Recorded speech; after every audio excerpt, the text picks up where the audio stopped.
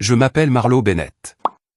J'ai 28 ans et, pendant longtemps, j'ai cru que la stabilité signifiait la sécurité. Je travaille comme consultante en informatique. Le genre de travail où les choses sont toujours sur le point de lâcher et où des gens comme moi sont payés pour les en empêcher. J'ai toujours été doué pour ça. Calme sous la pression, organisé, la personne qui ne panique pas quand tout le monde le fait. Ce rôle ne s'arrêtait pas au travail. Il me suivait à la maison. Mon petit ami, maintenant mon ex, était graphiste. Créatif, charmant, le genre d'homme que les gens appréciaient presque instantanément. Nous étions ensemble depuis 2 ans, vivant dans un appartement confortable dans une ville de taille moyenne. Du moins, c'est ce que je me disais. Nous construisions quelque chose de stable, de réel. Dès le début, j'étais à fond.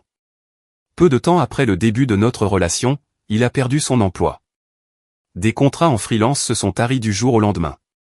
Il a d'abord essayé d'en rire, disant que c'était temporaire, qu'il rebondirait vite. Mais les semaines se sont transformées en mois, et le stress s'est installé dans notre appartement comme un invité permanent. Je n'ai pas hésité. J'ai couvert le loyer, pris des heures de consultation supplémentaires, l'ai aidé à mettre à jour son portfolio, à réécrire des descriptions, et j'ai même contacté quelques personnes que j'avais connues au fil des ans. Je restais assise avec lui tard le soir pendant qu'il rafraîchissait sa boîte de réception, lui rappelant que ce n'était pas un reflet de sa valeur. Il me regardait alors, fatigué, reconnaissant, et disait « Tu es mon rocher, Marlo ».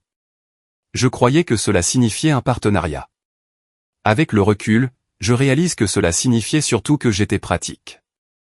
Il y a eu des sacrifices que j'ai à peine remarqués à l'époque, comme le week-end que mes amis avaient prévu, avec randonnée, chalet, loin des écrans et des responsabilités pour une fois. J'ai annulé sans hésiter quand il s'est fait expulser de son ancien logement et a eu besoin d'aide pour déménager. Ce n'est pas grave, me suis-je dit en montant des cartons dans des escaliers étroits. C'est ce qu'on fait quand on aime quelqu'un. Nous parlions de l'avenir de cette manière vague et rassurante. Le mariage un jour, peut-être des enfants. Rien de pressé, rien de concret, mais assez pour avoir l'impression que nous étions sur la même longueur d'onde. J'avais clairement indiqué que je ne sortais pas avec lui pour m'amuser. Je le choisissais. Il disait toujours qu'il appréciait ma stabilité. À l'époque, je prenais ça pour un compliment. Maintenant, je comprends ce qu'il voulait vraiment dire. Pour lui, la stabilité n'était pas quelque chose de mutuel. Ce n'était pas quelque chose que l'on protège. C'était quelque chose sur quoi on s'appuie, quelque chose que l'on suppose toujours présent, peu importe le peu que l'on donne en retour. Il y a eu des moments, de petits moments, où quelque chose clochait. Des moments où je remarquais que j'ajustais toujours mon emploi du temps, mes attentes, même mon ton de voix pour que tout se passe bien. C'est moi qui absorbais le stress pour que la relation ne se fissure pas. Je me disais que l'amour, c'était la patience. Que l'engagement signifiait tolérer l'inconfort. Je ne réalisais pas encore que j'apprenais lentement à quelqu'un à me considérer comme acquise. À l'époque, je pensais être mature, solidaire, le genre de femme que les hommes ont de la chance d'avoir. Je ne savais pas que j'étais déjà cataloguée comme la solution de sécurité. Pas choisie, juste une valeur sûre. J'aurais dû prêter plus d'attention à la façon dont son téléphone s'illuminait. Non pas parce qu'il le cachait, non pas parce qu'il détournait l'écran, mais à cause du changement sur son visage quand il voyait son nom. C'était subtil, juste une lueur, une expression qui s'éclairait, un sourire rapide qu'il ne réalisait même pas faire. Au début, je me suis dit que j'imaginais, que je projetais mes insécurités sur quelque chose d'inoffensif. C'est juste une amie, a-t-il dit facilement la première fois que j'ai posé la question. Elle s'appelait Claire. Ils se connaissaient depuis l'université. Même programme, même nuit blanche, même blague d'initié qui n'avait de sens pour personne d'autre. Il disait qu'elle avait été là pour tout. Les mauvais boulots, les pires ruptures, toutes les années désordonnées avant que l'âge adulte ne s'installe. Elle est comme de la famille, ajouta-t-il. Comme si ça devait clore le débat. Je voulais être le genre de femme qui ne bronche pas face à ça. Le genre qui fait confiance sans tenir les comptes. Alors j'ai hoché la tête. J'ai laissé tomber. Du moins, c'est ce que je pensais. Claire a commencé à apparaître partout. Des pauses café qui se transformaient en heures. Des rattrapages rapides qui avaient toujours lieu quand je travaillais tard. Des photos sur les réseaux sociaux, lui et Claire à des expositions d'art, des foires de rue, des dîners tard le soir, toujours souriant, toujours proche. Les légendes ne me mentionnaient jamais. Au début, j'ai ignoré. Je n'étais pas du genre à surveiller les amitiés de quelqu'un. Je me suis dit que la confiance signifiait ne pas avoir besoin d'être rassuré toutes les 5 minutes. Mais ensuite, les comparaisons ont commencé. Pas ouvertement, pas cruellement, juste nonchalamment. Claire est si spontanée, a-t-il dit une fois en riant. Elle m'a envoyé un texto à minuit et m'a traîné à ce spectacle éphémère. Tu détesterais ça. Bien trop bruyant pour toi. Une autre fois, elle est douée pour animer une pièce. Elle sait comment parler à n'importe qui. Toi, tu es plus réservé. Réservé. Ce n'était pas une insulte, mais ce n'était pas un compliment non plus. J'ai remarqué à quelle fréquence il parlait d'elle, avec quelle naturalité son nom se glissait dans des conversations qui n'avaient rien à voir avec elle, comment il s'illuminait en racontant des histoires sur elle, puis devenait silencieux quand je parlais de ma journée. Quand j'ai essayé d'expliquer ce que je ressentais, il a soupiré comme si je demandais quelque chose de déraisonnable. Tu es paranoïaque, a-t-il dit. Il n'y a rien. Claire est juste plus à l'aise en société. Tu sais comment tu es. J'ai avalé cette phrase tout rond parce que je savais comment j'étais, réfléchie, observatrice, pas la personne la plus bruyante de la pièce. J'avais toujours cru que c'était des forces, jusqu'à ce que je commence à les voir présentées comme des défauts. Le pire, ce n'était même pas le temps qu'ils passaient ensemble. C'était à quel point je me sentais petite à côté de son ombre. C'est moi qui payais la moitié du loyer, qui tenait le tout ensemble, qui restait. Mais d'une manière ou d'une autre, c'est elle qui obtenait son enthousiasme, ses histoires, son attention.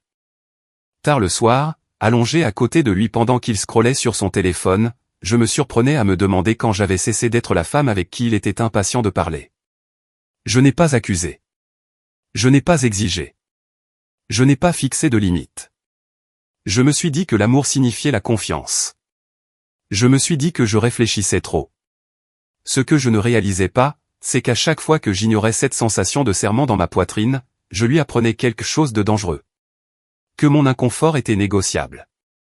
Que ma place à ses côtés n'était pas garantie. Et cela allait avoir plus d'importance que je ne l'imaginais. Ça ne s'est pas produit d'un seul coup. C'est le problème quand on est dévalorisé. On remarque rarement le moment exact où ça commence. Il n'y a pas d'annonce, pas de signe avant-coureur, juste un lent glissement, comme des meubles déplacés d'un centimètre à la fois jusqu'au jour où l'on trébuche dessus. Les comparaisons sont devenues le bruit de fond de notre relation. Au début, elles étaient présentées comme des observations. Inoffensives, presque réfléchies. Claire est vraiment douée pour lire les gens, a-t-il dit une fois après un dîner. Elle sait exactement quoi dire pour que l'ambiance reste amusante. J'ai souri, hoché la tête, me disant que ce n'était pas personnel. Un autre soir, en faisant défiler des photos sur son téléphone, il s'est arrêté sur une d'elles, riant, les cheveux légèrement en désordre, pris en plein mouvement. Elle a juste cette énergie, a-t-il dit. Tu sais. Je savais. Ce qu'il ne disait pas comblait les vides. Toi, non. Ce n'est pas qu'il m'ait jamais directement critiqué. Ça aurait été plus facile à contrer. Au lieu de ça, il l'a louée de manière à me redéfinir discrètement comme son opposé. Elle était spontanée. J'étais prévisible. Elle était magnétique. J'étais stable. Elle pouvait illuminer une pièce. Je gardais les pieds sur terre. Ces mots semblent neutres en eux-mêmes, équilibrés même.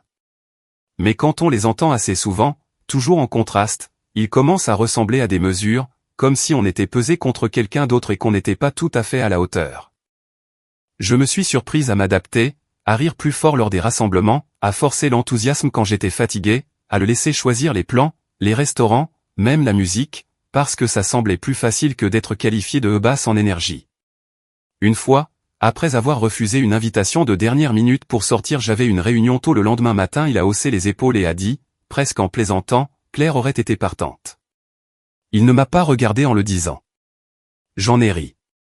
Plus tard cette nuit-là, seul dans la salle de bain en me brossant les dents, j'ai fixé mon reflet et je me suis demandé quand être responsable était devenu un défaut. J'ai commencé à méditer dans les conversations, à écourter mes histoires, à me demander si ce que j'avais à dire était assez intéressant. Je l'écoutais parler de sa journée, de ses frustrations, de ses idées, de ses rêves, avec une attention totale, hochant la tête, l'encourageant. Mais quand c'était mon tour, son attention se détournait, téléphone en main, avec des demi-sourires. MHMH. Je me disais de ne pas tenir les comptes. Que l'amour n'était pas transactionnel. Mais quelque chose en moi s'érodait lentement. Il y a eu des moments calmes, où j'ai pensé à dire quelque chose de vrai, à lui demander pourquoi j'avais toujours l'impression d'être en compétition avec une femme qui n'était même pas censée être dans la course. Mais à chaque fois que j'ouvrais la bouche, je me souvenais avec quelle facilité il avait balayé mes préoccupations auparavant. Tu réfléchis trop. Tu es trop sensible. Pourquoi tu en fais toute une histoire? Alors, je suis restée silencieuse, car le silence semblait plus sûr que de m'entendre dire que mes sentiments étaient le problème. Je ne réalisais pas alors que je disparaissais petit à petit, que le jour de la véritable trahison, j'aurais déjà été conditionné à douter de moi-même. Je croyais encore que nous construisions quelque chose ensemble. Je ne savais pas que j'étais déjà mise à l'écart. L'invitation est arrivée un mardi.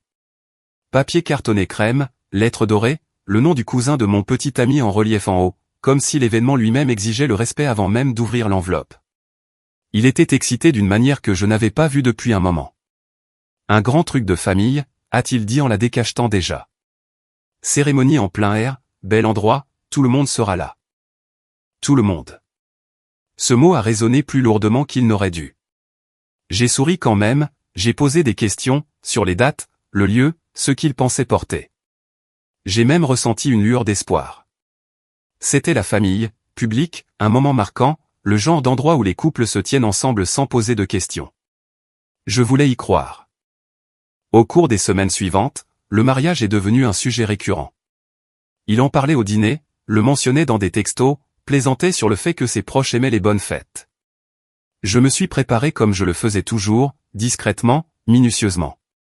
J'ai posé des jours de congé, trouvé une robe élégante mais pas tape à accent grave-l'œil. J'ai acheté un cadeau attentionné pour le couple et écrit une carte qui semblait chaleureuse sans en faire trop. J'ai même pratiqué quelques pas de danse seul dans le salon un soir, parce que je savais qu'il aimait danser et je ne voulais pas être la raison pour laquelle il se retenait. C'était à la fois ridicule et sincère. Cependant, à mesure que la date approchait, quelque chose a changé. Il a commencé à s'énerver pour des broutilles. Ne porte pas ça, a-t-il dit une fois quand je lui ai montré une option pour la cérémonie. C'est un peu guindé. Une autre fois, quand j'ai suggéré que nous coordonnions nos couleurs, il a balayé l'idée d'un revers de main. Ce n'est pas si sérieux. Je me suis dit qu'il était stressé. Les événements familiaux font ça aux gens. Puis il l'a mentionné. Claire vient aussi, a-t-il dit nonchalamment, comme si c'était une pensée après coup. Elle est amie avec la femme de mon cousin. Elles se connaissent depuis toujours. Bien sûr qu'elle l'était. J'ai gardé une expression neutre. Je n'ai rien demandé, rien dit. À l'intérieur, quelque chose s'est noué. La semaine du mariage, il était collé à son téléphone, riant à des messages qu'il ne partageait pas, tapant rapidement puis verrouillant l'écran quand j'entrais dans la pièce. Une fois, j'ai aperçu une notification. Son nom suivi d'un emoji qui rit. J'ai détourné le regard. Le matin du mariage, nous nous sommes préparés ensemble. La vapeur de la douche embuait le miroir. Une musique douce jouait sur son téléphone. Il semblait plus léger qu'il ne l'avait été depuis des mois, plein d'énergie comme si la journée lui réservait quelque chose qu'il était impatient de vivre. Je l'ai regardé ajuster sa veste dans le miroir et je me suis demandé brièvement si j'imaginais la distance entre nous. Sur le lieu de la cérémonie, tout était magnifique. Des rangées de chaises blanches sous un ciel ouvert, des guirlandes lumineuses attendant le crépuscule, des familles se saluant avec des sourires de circonstance. Il m'a tenu la main, m'a présenté fièrement, m'a embrassé la joue lors de l'échange des vœux. Pendant un instant, je me suis laissé aller. Peut-être que je m'étais trompé. Peut-être que c'était juste mon insécurité qui parlait. Puis, pendant le cocktail, il m'a pris à part.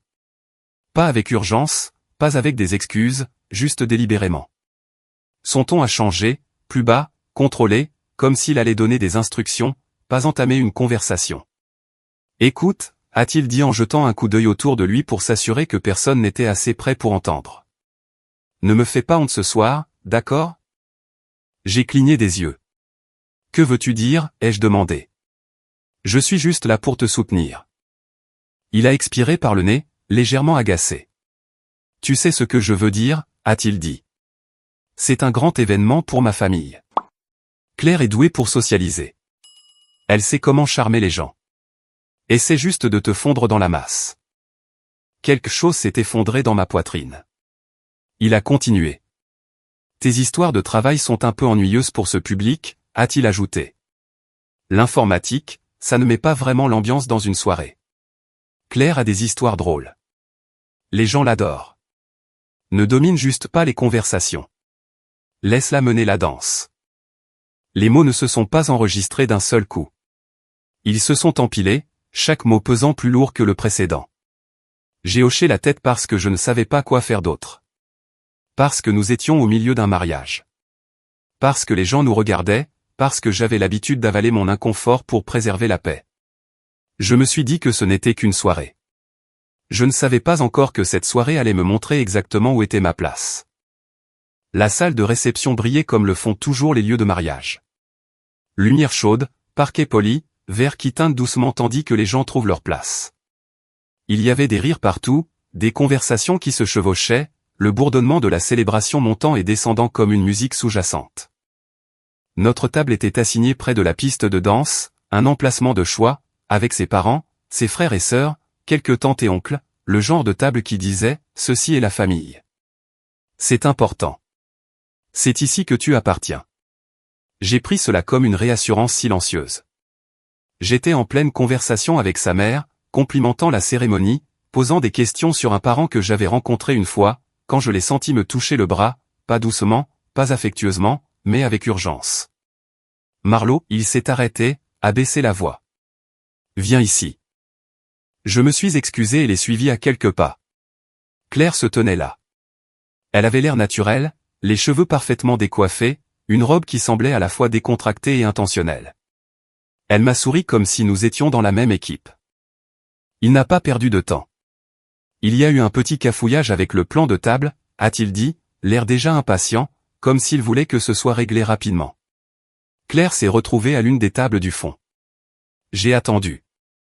Il y avait sûrement plus. Elle est plus à sa place ici, a-t-il continué. Ma famille l'adore. Ce sera plus amusant si elle est à cette table. Les mots n'ont pas tout de suite fait sens. Je l'ai regardé, puis j'ai regardé Claire, puis je l'ai regardé à nouveau. Qu'est-ce que tu es en train de dire, ai-je demandé prudemment. Il a froncé les sourcils comme si je ralentissais les choses. Je te demande si tu peux échanger ta place avec elle, a-t-il dit. Juste pour le dîner. Ce n'est pas grave. La pièce m'a semblé soudainement plus bruyante. Plus lumineuse. Trop. C'est notre table, ai-je dit doucement. Je suis ta petite amie. Il a soupiré, se frottant le front comme si j'étais difficile. Allez, n'en fais pas toute une histoire, a-t-il dit. Claire est plus extravertie. Elle animera la conversation. Toi, tu es. Tu es plus introverti. Introverti, encore. Elle vient aussi de vivre une rupture difficile, a-t-il ajouté rapidement, comme si cela scellait l'affaire. L'ambiance familiale lui fera du bien. Tu t'en sortiras très bien à l'autre table. J'ai jeté un coup d'œil à la table. Sa mère avait remarqué le retard.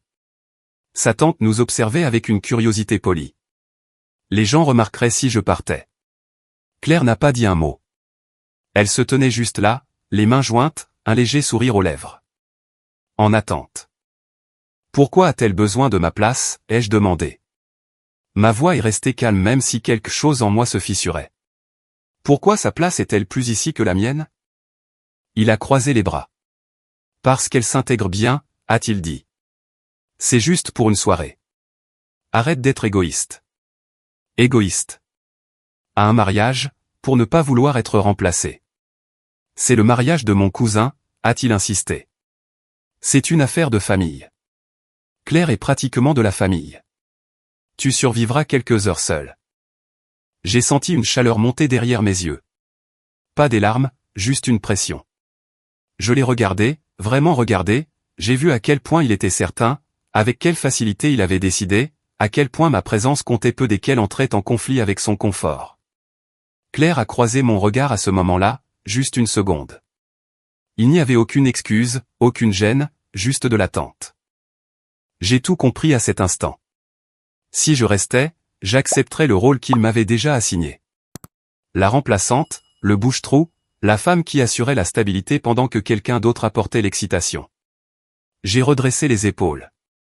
Si c'est ce que tu penses, dis-je d'un ton égal. Alors profite de la soirée. Il a cligné des yeux. Attends. Je n'ai pas attendu. Je me suis retourné et je suis parti, serpentant entre les tables, dépassant des invités qui ne savaient pas qu'il assistait à la fin de quelque chose. Je n'ai pas pleuré. Je ne me suis pas pressé. Je suis juste parti. Le temps que j'atteigne le parking, mon téléphone vibrait déjà sans arrêt. Je n'ai pas encore écouté les messages vocaux. Je suis monté dans ma voiture, j'ai fermé la portière et je suis resté assise en silence un moment avant de démarrer le moteur. En m'éloignant, une pensée s'est installée avec une clarté surprenante. Je ne fuyais pas l'amour. Je fuyais l'humiliation. Je n'ai pas allumé la radio. Le silence semblait plus honnête. Les lampadaires défilaient sur le pare-brise pendant que je conduisais, mes mains fermes sur le volant, même si ma poitrine semblait vide. Je continuais d'attendre une vague d'émotions dramatiques. Colère, larmes, regrets, mais rien de tout cela n'est venu.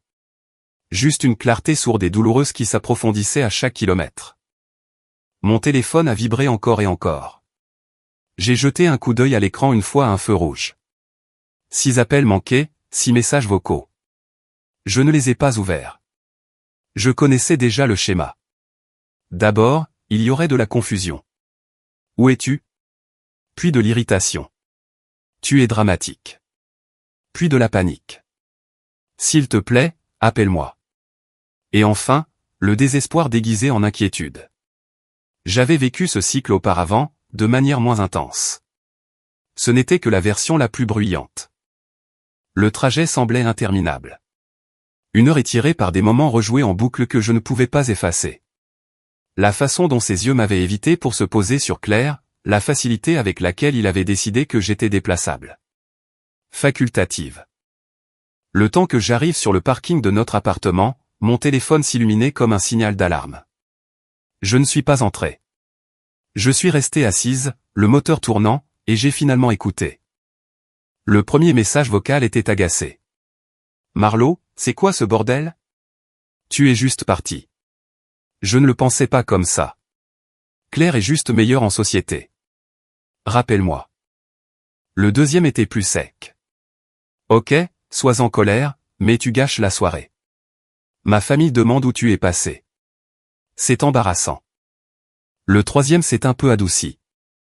Je comprends que tu sois contrarié, mais ce n'est pas grave. Elle est assise là maintenant. C'est pas grave. Parle-moi, c'est tout. Le quatrième s'est fissuré. On entendait de la musique en fond. Je suis désolé si c'est mal sorti. Tu sais que je t'aime. Ne fais pas ça. Reviens ou au moins réponds. Au cinquième, sa voix était chancelante. Pourquoi tu m'ignores? Ça fait mal. Je ne pensais pas que tu réagirais de manière excessive comme ça. Le sixième était différent, sa respiration inégale. Et si tu avais eu un accident? S'il te plaît, appelle-moi. J'ai merdé. J'ai besoin de savoir que tu vas bien. Je fixais droit devant moi à la fin du dernier message. Quelque chose d'étrange s'est produit alors. Je ne me suis pas senti réconforté. Je ne me suis pas senti vengé. Je me suis senti détaché, car en les écoutant à la suite, j'ai entendu la vérité clairement pour la première fois. Rien de tout cela ne me concernait. Pas vraiment. Il s'agissait de la soirée qui partait en vrille, des questions de sa famille, de l'image qui se fissurait en public. Il n'y avait aucune reconnaissance de ce qu'il avait fait, aucune conscience de la profondeur de son humiliation, juste la peur des conséquences, de l'inconvénient, de la perte de contrôle. J'ai supprimé les 6 messages vocaux. Puis j'ai éteint mon téléphone. J'ai pris un sac de voyage du siège arrière, quelque chose que j'avais commencé à garder là des mois auparavant pour les déplacements professionnels, et j'ai conduit jusqu'au motel le plus proche. Rien de luxueux, juste propre, calme, anonyme. Cette nuit-là, je suis resté allongé sur des draps inconnus, fixant le plafond, écoutant le bourdonnement d'un climatiseur qui ne me connaissait pas, qui n'attendait rien de moi. Et pour la première fois depuis longtemps, j'ai ressenti quelque chose de proche de la paix. Pas du soulagement, pas du bonheur, juste l'absence de poids. Je me suis endormi en sachant une chose avec une certitude absolue. Je ne retournerai pas à cette table. Je me suis réveillé avant mon réveil. La chambre du motel était baignée de cette lumière grise et terne qui existe juste avant que le matin ne décide du genre de journée qu'il va faire. Pendant un instant, je ne savais pas où j'étais. Puis tout est revenu d'un coup. Le mariage, la table, la marche vers ma voiture, le silence. Mon téléphone était toujours éteint.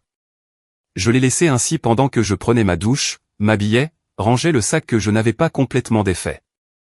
La femme dans le miroir était la même, mais quelque chose dans sa posture avait changé. Plus droite, moins apologétique.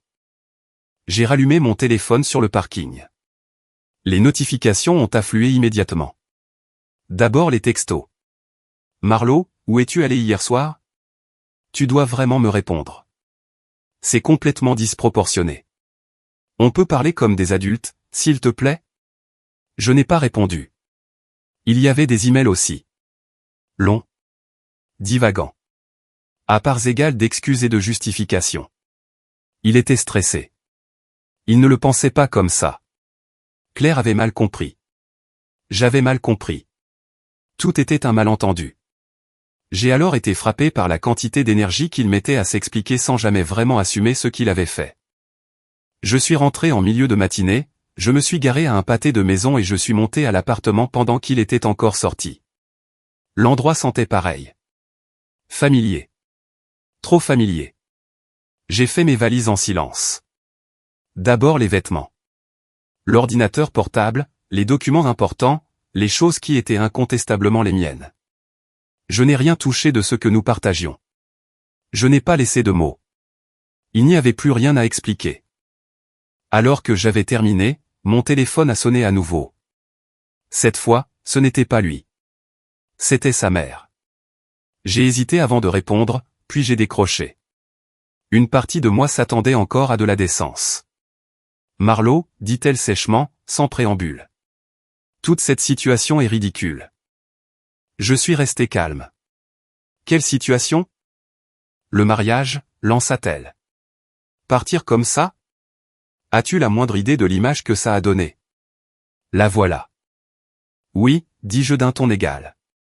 C'est pour ça que je suis parti. Elle a expiré, irritée. Il m'a raconté ce qui s'est passé. Changer de place n'est pas une raison pour mettre fin à une relation. Tu es dramatique. On m'a demandé de céder ma place pour qu'une autre femme puisse s'asseoir avec sa famille, ai-je répondu. Ce n'était pas rien pour moi. Elle a ricané. Claire est là depuis toujours. Elle est pratiquement de la famille. Tu laisses la jalousie gâcher quelque chose de bien. Quelque chose en moi s'est figé. Avec tout le respect que je vous dois, dis-je. Votre fils a clairement montré ses priorités. Je les respecte. Il y eut une pause au bout du fil. Puis sa voix s'est durcie. Alors, tu jettes 2 ans comme ça? Non, dis-je. Je m'éloigne d'une situation où l'on me manque de respect. J'ai raccroché avant qu'elle ne puisse répondre. C'est à ce moment-là que j'ai compris ce qu'était vraiment le silence. Ce n'était pas de l'évitement. Ce n'était pas de la faiblesse. C'était une limite. Au cours des jours suivants, j'ai déménagé le reste de mes affaires pendant qu'il était au travail, j'ai loué un petit box de stockage, changé les mots de passe, fait suivre mon courrier, me détachant pièce par pièce d'une vie qui ne me convenait plus. Je n'ai rien publié à ce sujet, je ne me suis pas plainte, je n'ai pas expliqué. Je suis allé à la salle de sport pour la première fois depuis des mois. J'ai poussé mon corps jusqu'à ce que mes pensées se calment. J'ai laissé la sueur brûler la culpabilité que je n'avais plus besoin de porter. Et lentement, le brouillard s'est levé. Je n'avais pas le cœur brisé. J'avais les idées claires.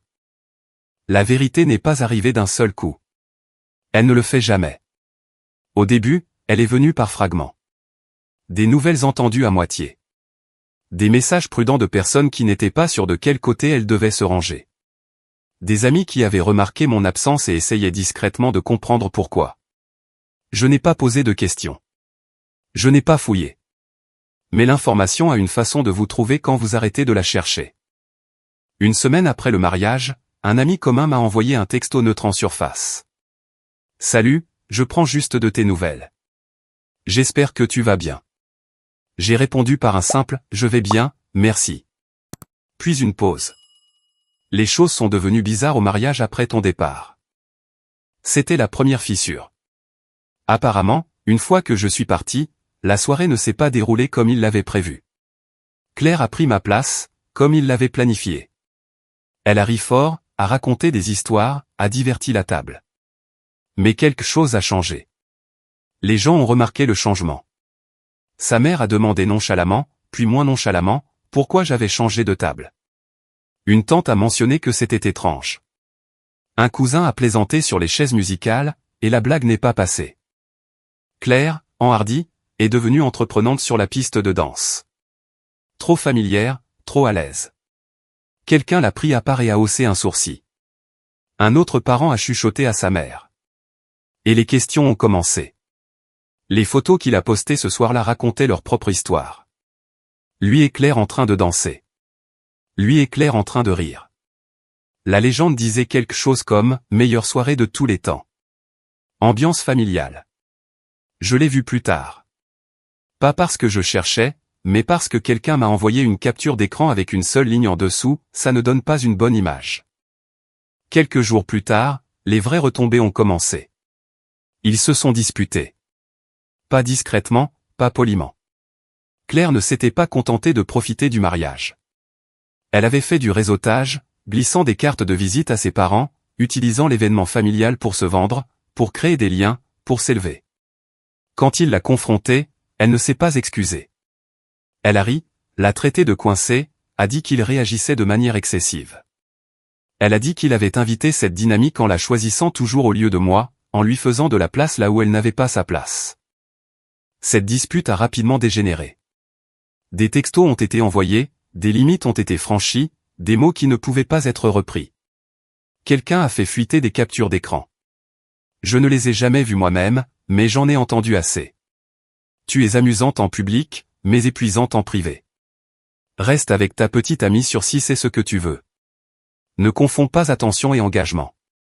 L'ironie n'a échappé à personne. Il a sombré. Il a manqué le travail, s'est emporté contre des collègues, a raté des délais. La confiance créative qu'il affichait si facilement s'est fissurée sous la pression. Son patron l'a remarqué. Sa famille aussi. Sa mère a cessé de m'appeler. Son cousin l'a désabonné en ligne. Des amis ont pris leur distance. Pas de manière spectaculaire, juste assez pour faire mal. Claire a disparu de sa vie aussi vite qu'elle l'avait dominée. De nouvelles photos ont fait surface quelques jours plus tard. Groupes différents, événements différents, même sourire, même schéma. Je n'ai rien regardé directement, mais chaque mise à jour confirmait ce que je savais déjà. Il ne s'agissait pas de mon départ. Il s'agissait d'un système qui s'effondrait enfin sans que quelqu'un le maintienne.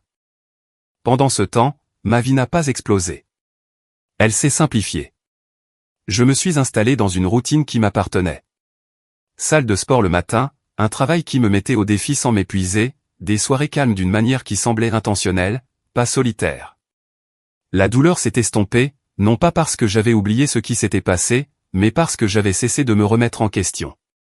Le karma n'est pas arrivé avec des feux d'artifice. Il est arrivé avec la clarté, et c'était suffisant. Le silence ne l'a pas effrayé au début. Il l'a pris pour une pause, une période de refroidissement, quelque chose de temporaire. C'est ce que les gens comme lui supposent toujours, que la personne qui a été la plus patiente finira par revenir pour rétablir l'équilibre.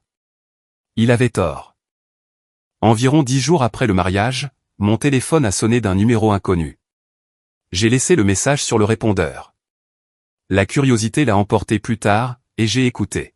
« Marlo, c'est moi », disait sa voix, essayant de paraître calme, raisonnable. « Je sais que tu es en colère, mais ça a assez duré. L'histoire des places était stupide. » D'accord, j'étais stressé. Claire n'est qu'une amie. Elle ne signifie rien. Tu as réagi de manière excessive en partant comme ça. Rappelle-moi pour qu'on puisse arranger ça. Arranger ça. Comme si ce qui s'était passé était un problème technique. J'ai supprimé le message vocal. C'est alors que les intermédiaires sont apparus. Un message d'un de ses amis. Quelqu'un avec qui j'avais partagé des dîners. Avec qui j'avais ri. Il ne va pas bien. Il sait qu'il a merdé. Ne jette pas quelque chose de bien pour une mauvaise soirée. Puis son frère. La famille est contrariée. Oui, mais ta disparition a aggravé les choses. Il a besoin de toi. Au moins, par lui. Besoin. Encore ce mot. Une semaine plus tard, sa mère a essayé depuis un autre numéro, plus douce cette fois. Mesuré. Tu n'as pas à le punir éternellement, a-t-elle dit. Il a appris sa leçon. J'ai failli rire, car ce qu'il avait appris n'était pas le respect. C'était la perte de contrôle.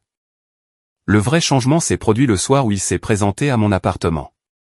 Je ne m'y attendais pas. Je préparais le dîner, musique basse, téléphone face contre le comptoir. Puis on a frappé. Fort, urgent, sans équivoque. Marlowe, sa voix a traversé la porte. Je sais que tu es là. Je n'ai pas bougé. J'ai merdé, a-t-il dit, les mots se bousculant maintenant. Claire est partie. Elle m'a utilisé. Elle a dit des choses vraiment tordues. Tu avais raison à son sujet. Je le vois maintenant. Silence de ma part. On peut revenir à ce que c'était avant, a-t-il plaidé. Je vais arranger ça. Je te le promets. Ce que c'était avant. Moi avalant mon inconfort. Moi étant mise de côté. Moi restant silencieuse pour qu'il puisse rester à l'aise. Je suis resté exactement où j'étais, écoutant sa voix passer de la supplication à la frustration, de l'excuse à la colère. Tu vas vraiment m'ignorer comme ça, a-t-il finalement lancé. Après tout ce que j'ai traversé, après t'avoir choisi par-dessus tout. L'audace était presque impressionnante. Quand il est parti, ce n'était pas avec des excuses. C'était avec du ressentiment. C'est là que j'ai su, vraiment su, que si j'étais resté, cela aurait été ma vie, des cycles de justification, de remords temporaires et de manque de respect permanent. 2 mois plus tard, je l'ai revu. L'anniversaire d'un ami commun. Petit bar, lumière tamisée. J'ai hésité à y aller, mais ma vie était devenue plus grande que ma peur de le croiser. Je ne suis pas arrivé seul. J'étais avec Rowan, quelqu'un que j'avais rencontré dans un groupe de randonnée. Calme, attentif, gentil d'une manière qui n'exigeait pas de contrepartie. Nous ne précipitions rien, nous construisions juste lentement, équitablement. Quand mon ex m'a vu, son visage a changé. D'abord le choc, puis le regret, puis quelque chose de plus sombre. Il m'a acculé près du bar. Marlowe, s'il te plaît, a-t-il dit, les yeux se posant sur Rowan. On peut parler? Il n'y a rien à dire, ai-je répondu calmement. Il m'a regardé comme s'il me voyait pour la première fois, non pas comme quelque chose de stable sur lequel s'appuyer, mais comme quelqu'un qui avait tourné la page sans lui. Mais je t'aime, a-t-il dit désespérément. Ça ne compte pour rien. J'ai croisé son regard, fermement. Ça veut dire que tu as appris quelque chose, dis-je. Seulement, ce n'est pas arrivé à temps pour me retenir. Je me suis détourné, et ce fut la dernière conversation que nous ayons jamais eue. Je n'ai plus pensé à lui après ça. Pas de la manière dramatique à laquelle les gens s'attendent. Pas de spirale nocturne, pas de disputes imaginaires sous la douche. Il a simplement cessé d'occuper de l'espace dans mon esprit, comme un meuble qui aurait été discrètement enlevé pendant que je ne regardais pas. La vie a une façon de combler les vides quand on la laisse faire. Le travail a repris de plus belle. Un projet dans lequel je m'étais investi a finalement porté ses fruits. Et avec lui est venue une promotion, plus de responsabilités, plus de confiance, plus d'argent. Non pas parce que je m'étais sacrifié pour cela, mais parce que j'étais à nouveau vraiment présente, concentrée, pleine d'énergie. J'ai continué à aller à la salle de sport, non pas pour punir mon corps, non pas pour prouver quoi que ce soit, mais juste parce que c'était bon de se sentir forte, de se sentir capable d'une manière qui n'appartenait qu'à moi. Daniel est resté. Pas de pression, pas de grands gestes, juste de la constance. Il écoutait quand je parlais, posait des questions, se souvenait des détails. Quand je lui parlais de mon travail, il ne décrochait pas ou ne plaisantait pas sur le fait que c'était ennuyeux. Il voulait comprendre, non pas parce que ça le divertissait, mais parce que c'était important pour moi. Cette différence était tout. Des mois plus tard, j'ai eu des nouvelles de la même manière que l'on entend les bulletins météo d'une ville où l'on n'habite plus. Mon ex avait changé de travail. Quelque chose de niveau débutant, instable. Sa famille a gardé ses distances après que toute l'histoire a circulé. Claire était passée à quelqu'un d'autre, ailleurs, répétant le même schéma avec un nouveau public. Il n'y avait aucune satisfaction dans cette connaissance, juste une confirmation. Le mariage, l'humiliation, la marche vers ma voiture, les messages vocaux, tout cela semblait lointain, comme une version passée de moi-même que je pouvais enfin voir clairement. J'ai compris alors quelque chose que j'aurais aimé savoir plus tôt. Les gens ne révèlent pas qui ils sont quand ils sont en colère. Ils révèlent qui ils sont quand ils pensent qu'ils peuvent s'en tirer sans conséquence. Ce soir-là, il n'avait pas choisi Claire. Il s'était choisi lui-même. Et en faisant cela, il m'avait montré exactement où était ma place. Partir n'était pas dramatique. Ce n'était pas bruyant. Cela n'exigeait pas de vengeance. Cela exigeait du respect de soi. Je n'ai pas perdu une relation cette nuit-là. J'ai perdu l'illusion que d'être patiente, loyale et arrangeante me vaudrait un jour la même chose en retour. Et ce que j'ai gagné à la place, c'est une vie qui, enfin, me correspondait.